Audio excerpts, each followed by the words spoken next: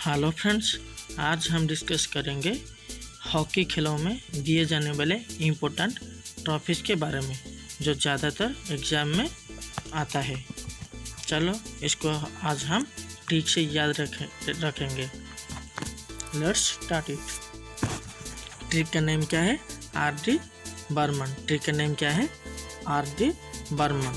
Are से होगा Rangaswamy cup, D से होगा ध्यानचंद ट्रॉफी, बी से होगा बेगम रसल बहमन कप, ए से होगा आगा खां कप, आर से होगा राजा रणजीत सिंह ट्रॉफी, एम से होगा मरुगापा कप, ए से होगा अजलन शाह कप, एन से होगा नेहरू ट्रॉफी।